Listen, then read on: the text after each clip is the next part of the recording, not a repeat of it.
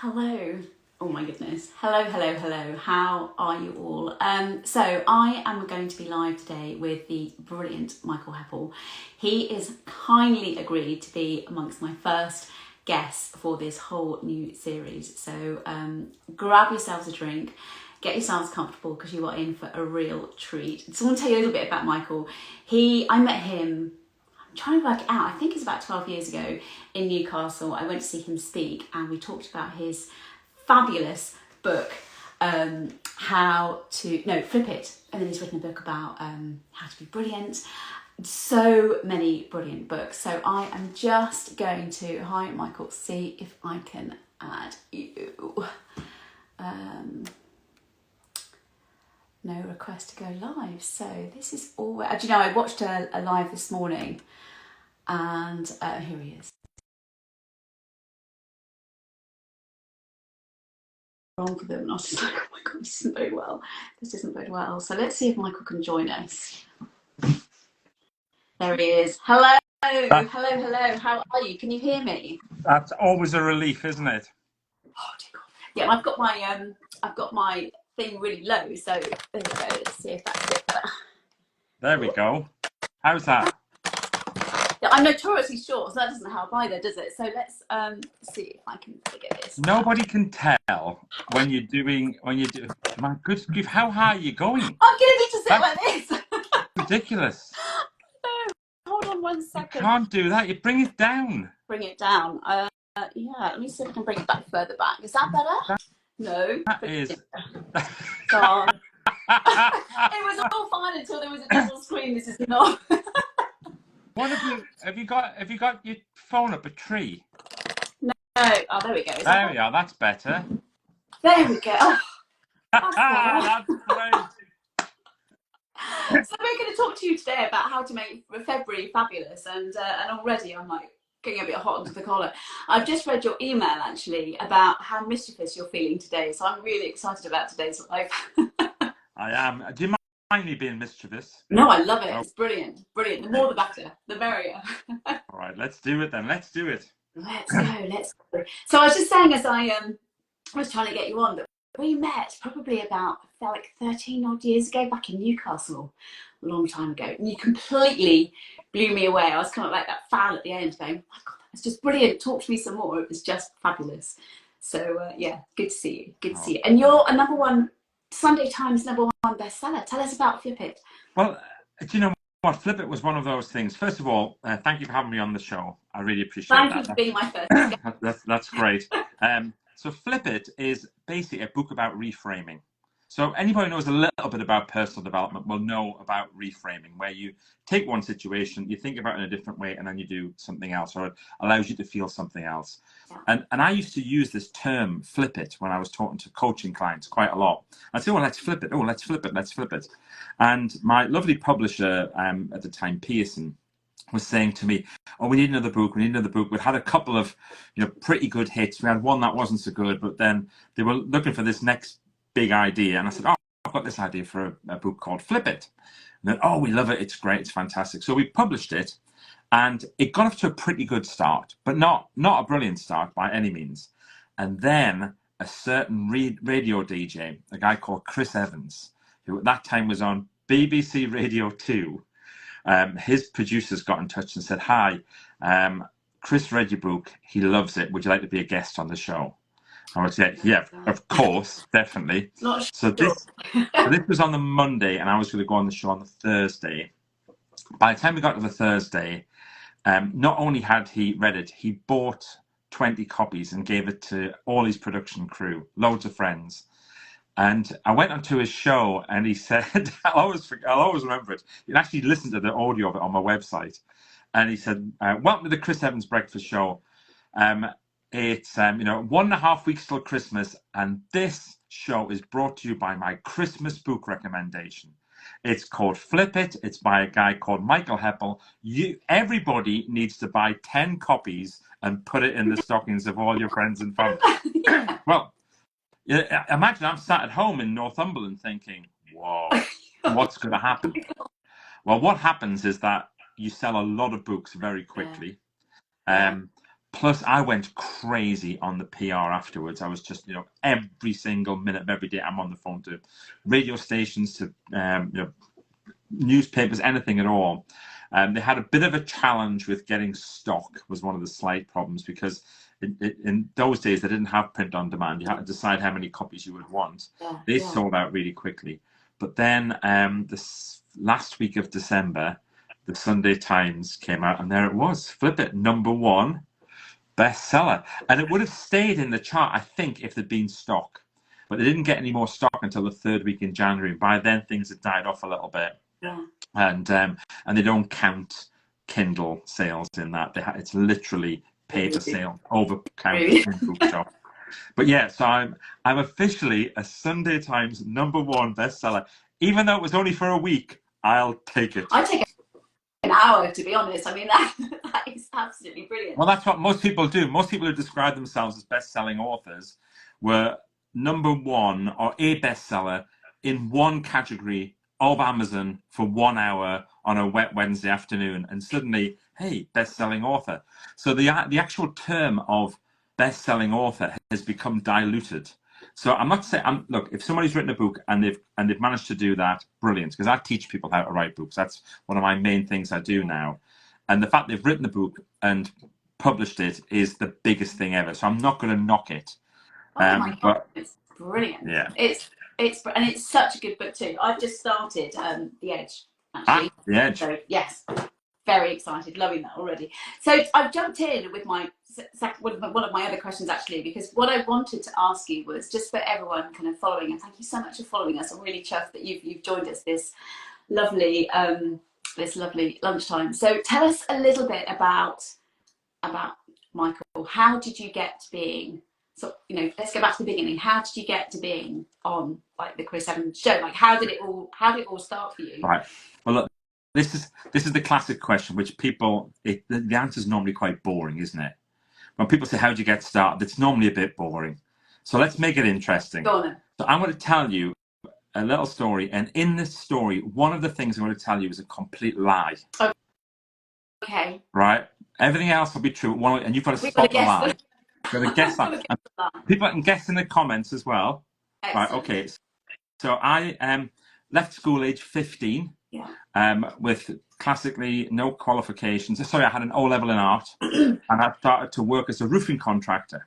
Mm-hmm. And as much as I was going up in the world, I was working for a family business. I realized after about a week I shouldn't have done that. It was a terrible decision. Yeah. And I thought, I need to leave. I need to do something else. And I did. It was 7 years later when I left. So for 7 years, I did a job that I didn't love. And valuable life lesson #1, if you don't love it, don't do it. My dad was very supportive when I did leave, and I became a youth worker. Okay. And I spent some time doing youth work. And then I went on to manage the charities involvement at the National Garden Festival when it was in Gateshead. And during that time, I became interested in charities and fundraising. Yeah. And then after that, I joined a charity called the Yellow Brick Road Appeal, which is a Northeast charity.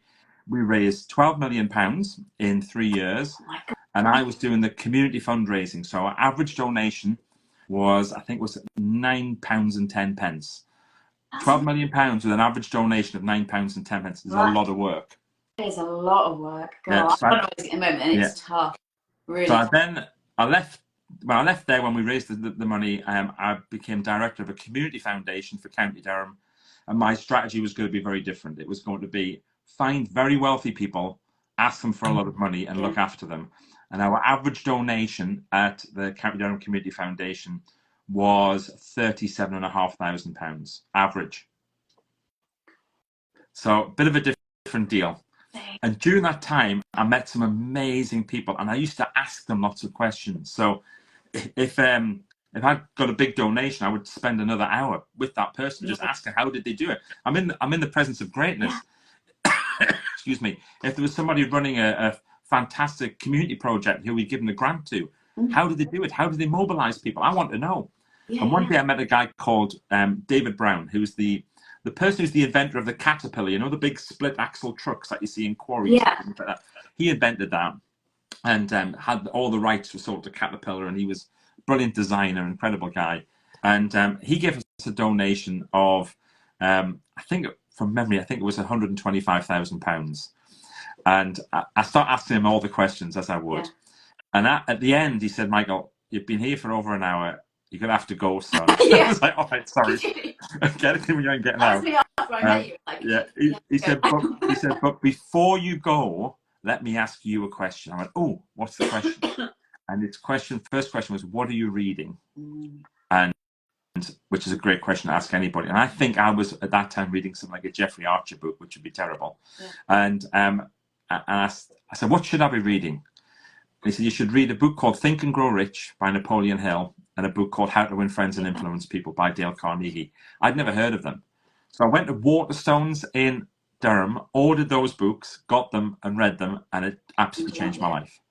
And from there, I thought, I want to get into this. So I started to, I got an opportunity to teach what I knew to kids. So I got massively into personal development and loads of courses, got a chance to teach it to kids. Then I was given an opportunity to teach teachers. Now, teaching teachers is the easiest job in the world because teachers want to learn and they're passionate about learning. And I started to do this stuff with schools and in education, and that was brilliant. You can teach everybody else then. And then I thought, right now it's time to do my own thing. And that was 25 years ago. Good grief, it feels like 5 minutes. I started my own business with the imaginative title of Michael Heppell Limited. That's not strictly true. My first name of my company was Zoom. Can you believe it? I called my company Zoom, and I used to own zoom.co.uk, and I let it go. Anyway, that's for another day. And I started my company. How did you flip that one? Well, we can't go back in time. That's the thing. And I started my company with a goal to positively influence 1 million lives. And we achieved that about 7 or 8 years ago. And now my goal is to positively influence everyone I connect with. So that's the story. Which one was the lie? Like you own Zoom. No, that's true, unfortunately. I'm not laughing. Which was the lie? I don't know, guys. You were listening. What was the lie, do you reckon? Tell you. I said I taught teachers, and teachers are the easiest people to teach. The opposite is true. I was like, the opposite is true. Teachers are the hardest people to teach. But you know what was brilliant? When I was teaching teachers, it made me better because they demanded more. They wanted to know where the research came from, how stuff worked, why it worked, who was, who backs this up. I was working in a place initially called Govan in Glasgow. Do you know Govan? No. Even the cats had skinheads. It was like one of the toughest areas you could possibly imagine, and that's where I cut my teeth. And I ended up working with a guy called Professor John Macbeth, who became head of quality and education at the University of Strathclyde, and then went on to be chair of educational leadership at Cambridge. The guy's got a brain the size of a planet, and John taught me such a great lesson. He said, Michael, at the minute what you're doing is you're learning something and teaching it. You need to go deeper, not to share it, just to know it. You see, it's like an iceberg. You know, the knowledge is the iceberg, the bit you teach is the bit at the top, and that gives you so much confidence in what you do. Man, what brilliant advice. Amazing. Oh my God, I'm blown away by that story already. It's just like we are in such a treat today. I'm looking forward to talking to you. So January feels like it went on for like 3,000 years. It felt like a lot. I don't know whether it was the planets or whether it was just after just a crazy year, but a lot of my kind of friends, my followers, my community have just said, oh my God, it's a lot. So we've moved on from January. How can we make February fabulous? What would you say were your like 3 big, right, let's start afresh with February, because everyone kind of gets to New Year, don't they? And they're like, right, it's going to be amazing, it's going to be fantastic. Let's not do that. Let's not do that. So I think the first thing to do is choose one thing to get over the line, one thing that you're going to complete in February, and make it easy. Don't beat yourself up by giving yourself in February I'm going to get a new job, I'm going to lose 2 stones, and I'm going to do that. No. Right, just kind of go, in February I'm going to choose one thing that I'm going to get over the line, and when I get to the 29th, we've got this not unique, once every 4 years day. On the 29th, I'm going to celebrate by doing something on that day. So do something that you can get over the line, but make it ridiculously achievable. Yeah. Right? And then That creates momentum. Okay. Secondly, remove one thing that no longer serves you. Take one thing out of your life. Now, it could be a physical thing, could be a bit of a chuck out from your wardrobe or whatever. It could be a person. Yeah. That's a hard one, but it's sometimes important to do. You know, it could be a habit that you no longer want to do, that no longer serves you. Remove one thing. One thing over the line. Remove one thing. Third thing, do something that creates joy every day. A little thing that creates a bit of joy. And schedule it in. Imagine putting in your diary, joy time. What's it going to be? Because you put in everything else, don't you? You put in appointments, you put in birthdays, you put in that you've got to, this has to be done, that has to be done. It's all things that have to be done. They're all these things that should be done, that should be done, that all that type of stuff. You look at your diary, it's like, hey, imagine suddenly you go, oh, joy time. Oh my joy time. God, 5 o'clock every day. Come on! What's not to love? So I walk when I'm not doing this early morning swim run, my kids swim. So when I'm not doing that, I walk with a friend, either on Dartmoor or in the Devon Lanes, and it's just beautiful. And that is my joy time. And Julia Bradbury, she talks about when she walks, she talks about it having a nature snack, which is just brilliant. I'm just going to go off and have my little nature snack. So the fact that you've got joy time, So it's a nature snack. Is it something you have in your pocket? You just get it out. It's like a Snickers or something. It's a nature snack. No, a nature snack. It's getting outside in nature, even if it's for 5 minutes, which is brilliant.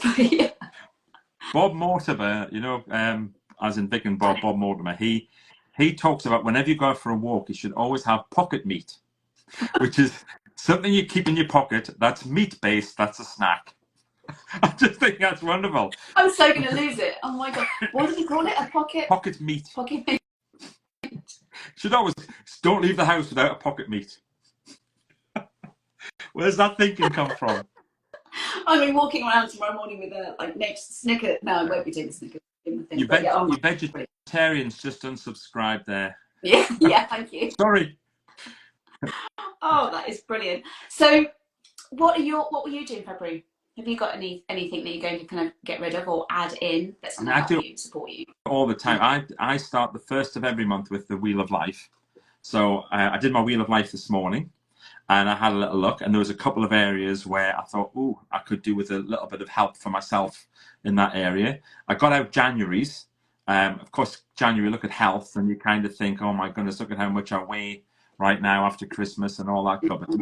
And I decided that I was going to... I need to. Sorry, there's a little thing keeps. I thought I turned all my notifications off, and then suddenly one always sneaks through, doesn't it? I just had one. I'm like, go. Don't know. Anyway, the good news, it was actually a sale. It just came in. Well, that's all right. I love it. I don't mind those notifications. We've sold something, yay! I don't know if it's a book or whatever, but we sold something. Anyway, so I'm working on my Wheel of Life. That's very important to do that. Also, we've got 2 big birthdays in February. So it's my son's birthday tomorrow. Oh, fabulous! Yeah, so he's 39 tomorrow.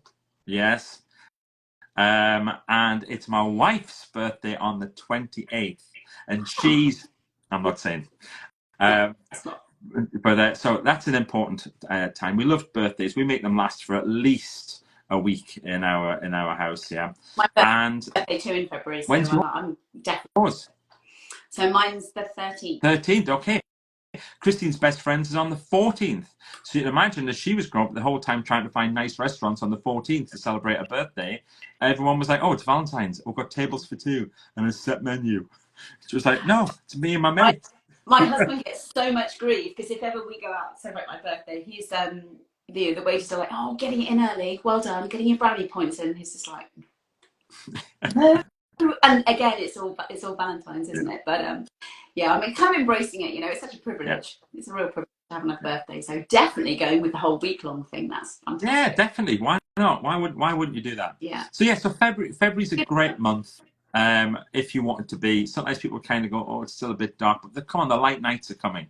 They are coming. You can feel it. It's getting lighter and lighter every single day. You can feel that. Embrace the cold if it's going to be cold. I was hanging out with. This is going to sound like a a great name drop. I was hanging out with Sir Ranulph Fiennes on Saturday, and That sounded amazing. and I was talking to him about he wrote a book called Cold, and about going to the polls and all that type of stuff, and all this cold thing's become quite a big deal now, hasn't it? You know, people choosing to go and sit in a bucket of cold water on a morning and jump in the sea and all that type of stuff. I've no idea why people want to do that. Apparently, it's healthy. But anyway, so I said to Ranulph Fiennes, I said, "Oh, my wife bought your book for me a few years ago." He went, "Oh, which one?" I said, "Cold," and he went, "Oh, she got the wrong one." I was like, "What?" It was a gift. It was for Christmas. And he went, "Yeah, she should have got the other one, Colder."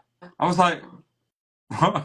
There was a moment in the back of my mind when he said she got the wrong one. I thought, shit, did he not write it? Yeah, exactly. I've got the wrong book, wrong author. But then we talked about cold and about embracing cold, and he said it's a strange thing. He said it's such a mindset. Yeah. Cold is such a mindset, and I was very lucky. I am very lucky that one of my bestest friends is Davina McCall. I was going to ask you about Davina. Yeah, and when I started off being a coaching client, and I've become a really good friend. I'm still a coaching client. We do a session every few months. And a good day yesterday. Did she had a great day yesterday. I was messaging her last night, taking the mickey out of her. Glorious. Because I used to campaign for Davina to get some kind of an award. I thought she deserved an MBE, an OBE, or something like that. Amazing. Whenever the New Year's honours or the Queen's birthday honours were coming and she wasn't in, I used to complain, and I would post something, and I used to write to the thing and just keep the campaign going, because a lot of people don't realise what an amazing person she is. She is so much more than what you see on the telly, and she's done so much for us women. Yeah. So much for charities. So much. She's extraordinary, but she hates the cold, right? Davina absolutely hates the cold, and she did a thing for Comic Relief a few years ago, and she had to do this mega endurance thing, and she was on a bike in the middle of Scotland. The snow was going that horizontal straight at her.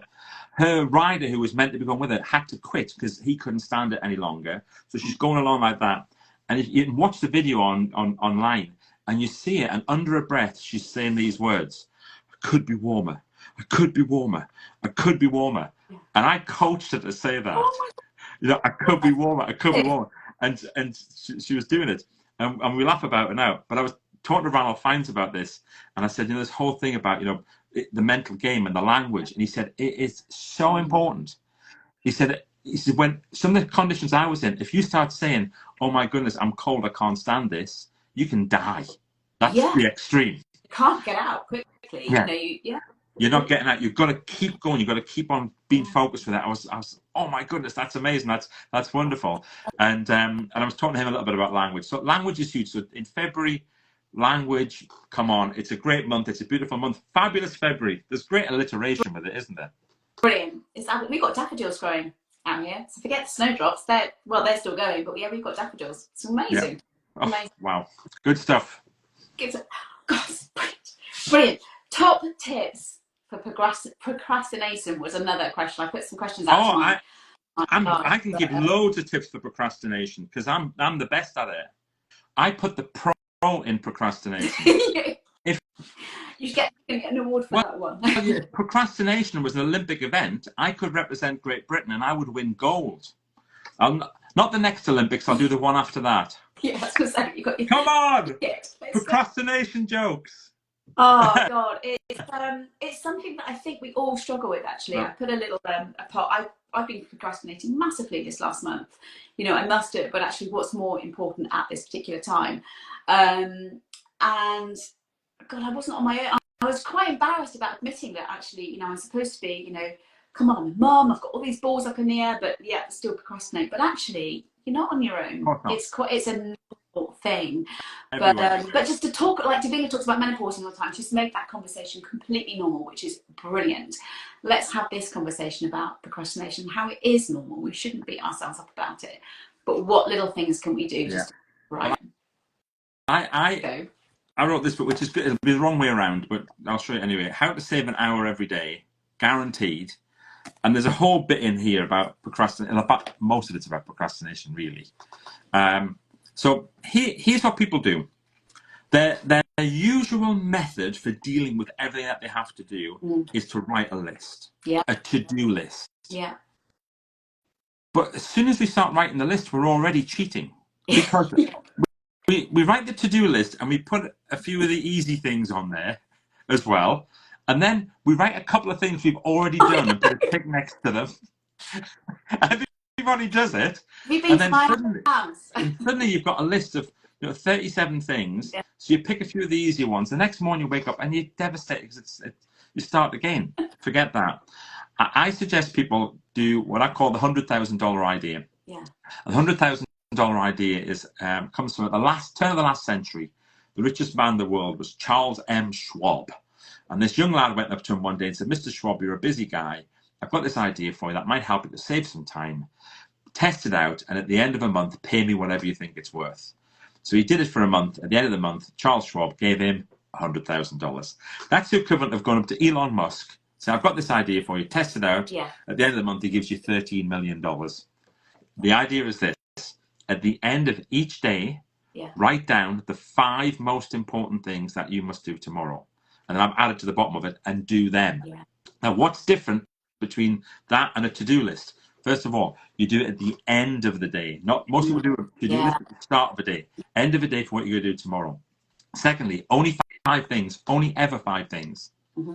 And it's what it must do. So you choose the mission critical stuff, the really important things, the big rocks, get those done first. If you don't get all 5 done, happy days. You've got items 1 and 2 ready for the next day. You're already winning for tomorrow. So it's fine. I never worry that I don't get all 5 done. But I start with that intent. And that's the thing. And when you start to have this method set up, and I'm just thinking I might have one here. We create notebooks for clients where we have this 5 most important things, and we just want to get them into the habit of doing it for a month. Yeah. If you do it for 1 month, you will create that as a habit. Now you can put it in your phone, you can do it in your notes in your phone, but I don't know why, but it works better if you write it down on a notepad. Have a nice notepad, write it down. I agree with that. I'm a big list maker. And I do that. I do it on a Sunday evening. I sit and plan my menus for the week and what I need to go for shopping. So plan all of that. I'm a big planner as well. So plan all that. And then at the end of each day, right, what do I need to do tomorrow? So I don't come down and go, oh, where was I yesterday? Yeah. What was I doing? Where am I at? So yeah, that is brilliant. The five nuggets. Yeah. Genius. Absolutely genius. Love that. 5 most important. That's the key thing. Not the 5 most urgent. The 5 most important. Yeah. Because if it's important, so frankly, Stephen Covey talks about this, isn't he? He talks about what's important but not urgent. But if you don't do the important stuff, it will not only become important, it will become really urgent or fatal. So you've got to get it done. You've got to get it done. So are your books, those notebooks, are they available? Yeah, all the books are. Yeah, I mean, if you classically go to Amazon or go to michaelheppel.com and there's links in there to get stuff. So I've written 9 books now. And various levels of success. So most of them have done quite well. They're in 27 different languages, available in 70 different countries. So yeah, that is amazing. We need to get you on that honours list for sure. No, honestly, there are people who are much more worthy than me. My God. Honestly, I talk about your Flip It book all the time. Love it. Thank you. Absolutely. So out of these 9, I'm not saying it for saying I absolutely mean it. I really do. So out of these 9 books, which is your favourite? Which is the one you're most proud of? My favourite book is Brilliant Life, and it's the one that's probably sold the least amount of copies. Okay. But I love that book. It's a weird thing because I read it again just at the end of last year. And reading your own work's very interesting because you forget about it. You forget about stuff. Yeah. And I was reading it and going, that is excellent advice. I wrote it. Who wrote this? And so Brilliant Life, this one, what it does is it takes the wheel of life, which a lot of people know about the wheel of life, and you can get a free wheel of life from my website, you know, and an audio to go with it. I'll talk you through it. But then it breaks down the wheel of life into other mini wheels. Okay. So you have a health wheel, and you have a relationships wheel, and a money wheel, and all those things. And it's interesting because sometimes people give themselves a low score and they can't quite work out why. So then you do the mini wheel, and then you only have to read the chapters that go with your low scores. So I say right at the beginning of the book, you don't need to read this whole book. Just read the bits that are important to you, and then keep going back to it. Use it as a reference book. And yeah, and honestly, there's some cracking stuff in there. I'm very proud of it. I think so. That is right. That's the next bit. And are any of your books on Audible? Yeah, almost all of them. Okay. Yeah, and the last two. See, one of the things I do now is I teach people how to write books. So I've created a program called Write That Book, and I have a book called Write That Book. And one of the things with writing books is people have this idea to go straight onto Amazon or straight onto Audible with it. Mm. Well, really what you should do as a self-published author is write your book and then pre-sell, then print however many copies you've pre-sold, plus 25%, sell those as physical copies. You make a load of money with that. Well, not a load, enough money. You make a decent amount of money. I do quite well because I can do a few thousand in the first day, you know, and if we mark them up by, you know, £700 each, that's a good day. Then you have then you move them onto Amazon, print on demand, that type of stuff. The audio version, you can create that yourself. Okay. So I create my own audio versions, sell those as long as I can, then move it over to Audible. So everything other than my last two books are on Audible. If you want to get 17 on audio or write that book on audio, we do it directly. And it's cheaper than Audible, but as the author, I make more from that. Of course. Yeah. Because Audible, you probably get 40, 50p a book. Yeah. And if people have got the membership, you probably get 20p a book. I didn't know that you could do that. That's brilliant. I love reading books. I love having like a proper hard book to read. But I'm doing quite a lot of driving. But also when I'm kind of pottering around at home, just kind of stick the headphones in, and that gets it done. Yeah, you can only do it one way though. You can't sign it with Audible, hand it over there, and then take it back. Your rights then are over to Audible, and they are there, you know, not exclusively, but almost exclusively for a period of time. I think it's for, if you cancel it, it's 2 years or something, which gives them enough of a chance because they want to get their return as well. But I've got a great relationship with Audible. I mean, they've been on to me already saying, when can we have 17? They want to start and do that. So later on this year, I'll get 17 onto Audible, and then Write That Book I'll do the following year. But really, we need to be coming to your website to do that. Just come there. Or just drop me a note and say, Michael, how do I get your books, and we'll sort it out. It's fine. Thank you. That's really kind. Thank you. My God, I could talk to you forever. I wonder if anyone listening, watching, has any questions. I don't know if I think I've got the question box up. So if you've got any questions you want to ask Michael, then do let me know. I think we've covered all of the questions that were kind of sent to me, and bonus stuff as well, which is just brilliant. Your stories really resonate with a lot of the people that follow me and I have communications with, which is just brilliant.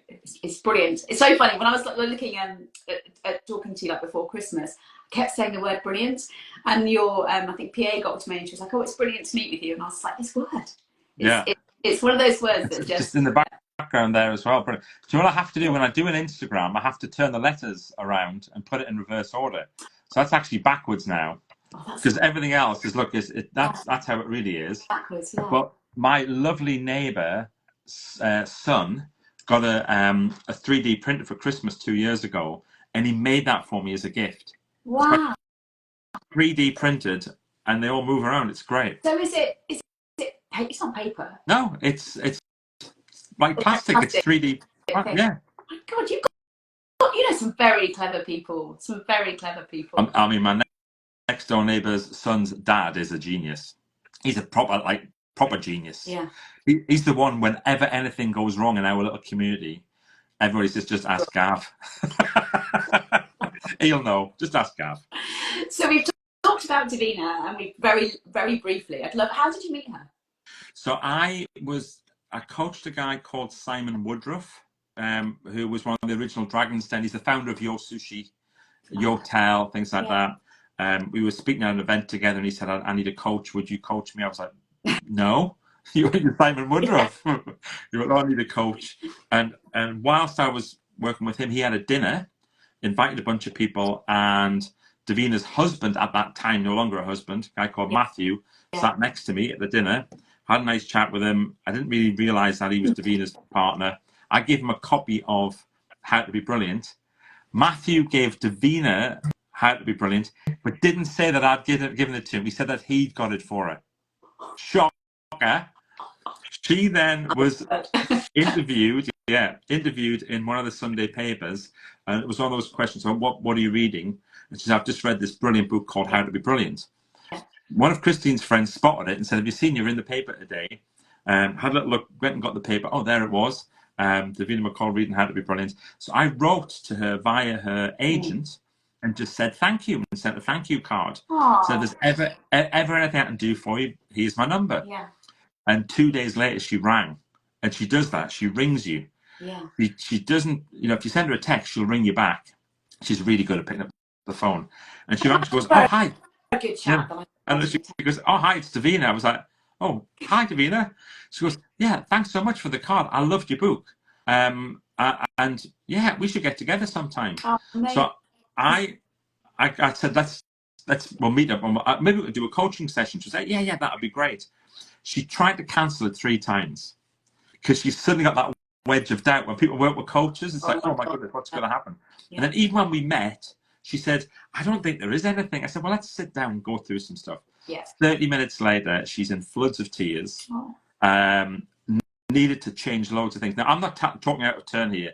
This is in her autobiography. She writes about. There's a whole chapter about this moment in her life, and she describes it as in 90 minutes, the most prolific thing that changed her life. That was that 90 minutes, and we did. It was a very quick coaching session. She got a new agent. She quit Big Brother. She did. We did a lot in 90 minutes. Oh, that's big. Power of an hour, I'm sure. And then I started to work with her on a regular basis, and then she brilliantly introduced me to other people. So a lot of the celebrity clients came from Davina, and the good thing about celebs is that they recommend each other. So there's probably twice as many who I've worked with who don't want people to know that they've worked with a coach, and that's fine. And I'm very good at keeping that confidential. But then there's others who are really happy, and they say, yeah, tell people, I'll give you quotes, I'll do stuff. So Sarah Cox, Radio 2, Sarah says, I'm only doing what I'm doing now because of working with you, Michael. Patrick Kilty, who now hosts the Late Late Show on RTE in Ireland, done documentaries, all sorts of stuff, says, Michael, I will tell anybody who asks, I was on my arse when I met you. And we did the Wheel of Life, and for close family, he gave himself a 2. And he said, I just cannot meet the special one. I cannot meet the 1. And we did this exercise. 12 months later, he's engaged to Kat Deely. I mean, come on. Amazing. I think I've just had one of those light bulb moments. I think you talked about this wheel when you talked about at that conference we went to that you spoke. Yeah, probably. I'm sure of it. And that's what made me go, right, this is what I'm going to do with my business. This is what I'm going to do. It's game changing. Yeah. Game changing. I start every coaching session with the Wheel of Life. It's the foundation for that and values. You know what? If you've got your values worked out, great. If you've got a Wheel of Life that's balanced, it doesn't have to be 10s. Sometimes people have this strange idea, I've got to have 10s. You don't. You have to have a balance. Yeah. It's a wheel. It could be a wheel of 7s, and it still goes down beautifully. If you've got a wheel of 7s and 1 10, bump. Everything in your life becomes focused on that 10 and maintaining that 10. When actually that area, you could look at it and go, what is it that I do to get a 10 there that I could use to get, some other higher scores? Oh my goodness, a question. We've got a question. So I don't know how to say that Instagram name, if you can give us your name, that'd be amazing. But how much of your success is down to your choices and how much is down to luck? Loving your work. That's awesome. Okay, well, let's not talk about my success. Let's talk about your success. It is all down to choices. I mean, honestly, every single day you decide to do something or not to do something, to buy something or not to buy something, to comment on something or not to. I work with a company called Decide, and they are phenomenal. They're a marketing agency, and they talk about decisions. And they estimate, I think, is that you make some bonkers number like 6,500 decisions a day. Decide. Most of them are micro. If you work hard on the big ones and make them values driven, the smaller ones become easier. Yeah. So it's much easier to decide you're going to do something or not because you did it based on values. I'll give you an example of that which has stuck with me all my life. When I was 10, and I went to Delvesdale Junior School, the headmaster decided that he was going to take the Christmas party away from the church hall, where it used to be, and instead do it in the function room of the Workmen's Club up the road, because he was a member there. And my dad told me and my brother that we weren't allowed to go to the school Christmas party when we were aged 10 and 11. Oh. Right? Yeah. And I hated my dad for that. Yeah. Now I couldn't love him more for it. Oh, really? Because I look back and he said, it's a children's Christmas party. Yeah. And you're going to go to that place that stinks of cigarettes and booze. Sticky straw. On a Sunday morning, they've got 2 exotic dancers and a comedian. Is that why you should be taking? Is that why you should be taking? Is that why you should be taking junior school children? Mm. So that day, when all the kids went all dressed up, ready for the school play, in the morning they do all the lessons, but they got little bow ties on, all that type of stuff. Then off they go in the afternoon. Me and my brother didn't, and at lunchtime, my dad picked us up and he took us off to the seaside for the afternoon. We went to the coast, and it was freezing cold. It was Christmas party, and we had fish and chips, and we were properly miserable, the pair of us. Yeah. But that decision making, values based decision making, is the strength. Saying no to stuff, that is so important. That's a great question. Really, Piggle 64. I think. Sorry. I said, go on. It's Piggle 64, isn't it? She commented, I think commented in the group. I think it was from Pam, and she said thank you for answering the question. But yeah, no, that's brilliant. Any more questions before we go is brilliant. So thank you very much. But yeah, values are, I think values and boundaries. You know, learning when to say no, and when to kind of bite the bullet and go, actually, yes, I will take that opportunity, or I will put myself out there. And well, like me asking you whether you'd come on live with me, I was like, that's so bloody cheeky. I know. Seriously, honestly, brilliant. people like me love doing stuff like this. There's a question just come in. What part of your job do you enjoy the most? Right, this talking, answering questions. Keynoting is the ultimate best part of the job, because you know, on Saturday I was on the stage at the Birmingham Symphony Hall with 1,000 people. It was brilliant. You know, it's a big ego stroke. You don't get the chance to do that as much as you would like as a speaker. You know, a lot of it's like this. And somebody once said to me, "Oh, you're brilliant at speaking, but you're really brilliant at answering questions." And I thought, oh, actually, I do enjoy answering questions. So for me, doing something like this is great. I enjoy that. I enjoy the moment when one of these is published and you hold it and you kind of go, oh, it's like another child. Yeah. That's great. But now, more than me enjoying that, I enjoy seeing other people who I've coached achieving it. So you see behind me that where it says brilliant, and then also the one above, every single one of those books on those shelves has been written, published, and sold by somebody who I've coached on how to write, publish, and sell their books. God, that's brilliant. Yeah. It's brilliant.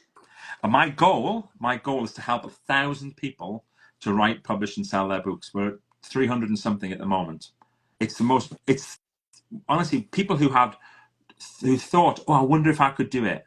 I wonder if I could write a book. I wonder if I've got it in me. Yeah. And having that wedge of doubt. Yeah. And then 6 months later, they've got their book in their hand and they're smelling it, and it's like mine, and I did it, and my name's on the front. I look at them, and it's like, honestly, I get emotional. Yeah. I could cry. It's like seeing your kids win a gold medal. Yeah. It's the best feeling ever. So I love that. I absolutely adore that. So fantastic. So you're starting. So what's next for you? Because you're about to start. Are you going off and doing a course? You're going on tour. I can't remember which one it is. Neither. No. No. You're not going off and running a course next month. No. I've got at the minute. I'm in the middle of one right Oh, now. maybe that's yeah. At the minute, I'm doing something called Over the Line. That's the one. Over the Line. Yeah. So that is for people who. Again, people are joining now. At one job, that was that sale that came in. So it was started on Monday, and people have joined today, which is great. And it's to show people how to write, publish, and sell their books, and how to get it over the line. Because that's up. What do I have to do? What are the stages? Well, if you can see the finish line, and we show you the steps, we can help you to get it over the line. So, and everything with these things that I do is recorded, so you can join today and then catch up. So people are doing that, and that finishes next Monday. Then we're getting into keynote season. There's a lot of on the road time, which is brilliant. I love doing those. So we got that happening. I've got a one-to-one coaching client who has just ended up with the best possible opportunity, and he said yes to something which is so far out of everybody's comfort zones. It's bonkers. I will tell you what it is when he's done it in June. So remind me, put it in your diary and say, Michael, remind me to ask you what it was, the big thing that happened for this guy in June, but we have to get him ready for it, and it's humongous. So that's a big thing for a one-to-one person. So exciting. Yeah, and then just other lovely stuff. I'm a granddad now as well, and I don't look it, but I'm a grandfather, and so I have my grandpa days on a Wednesday, and that's joyful. Being able to influence the life of a grandchild is just the most wonderful, wonderful thing. So yeah, plenty happening. Congratulations. That is phenomenal. Oh, it's so I can't tell you, it's so good to catch up with you after such a long time. You haven't changed one bit, and you are just such a delight to talk to. Thank you so much for giving us your time today. How many nuggets have we picked up? It's just fabulous. Thank you very, very, very much for your time. My absolute pleasure. And do that thing where you invite me to share this onto my Instagram, and I'll share it there as well. So thank you very much. Now I need to figure out how. I can't remember how we need to turn it all off and try and save it. Yeah, so. Make sure you save it. Definitely, it's too good. I know. So all right. I just have to figure that out. Thank Otherwise, you. I'll ask you to come back. But thank you so much for your time. You have been absolutely fantastic. I'll write in the comments about how we can find you, and make sure we can look at your website and your courses. And use me. If you're on LinkedIn, connect with me on LinkedIn. Send me a message. If you're on, if you're in Facebook, join my Facebook group and send me messages. We love to help people. That's my mission in life. I want to positively influence everyone I connect with. So reach out, connect. I'll help you. Promise. That is amazing. Thank you. So Bumps Ahead books, and she can't fail to be motivated. Absolutely right. I mean, I've just sat here grinning for the last 50 minutes because it's just been fantastic. Thank you very, very much. Have the best day. Have a fabulous February. Enjoy all the birthdays. So you've got one tomorrow, one on the 28th. Is that right? Yeah, that's right. Not mine, but I'm going to enjoy this too. Absolutely. When's your birthday? Very quickly. July the 9th.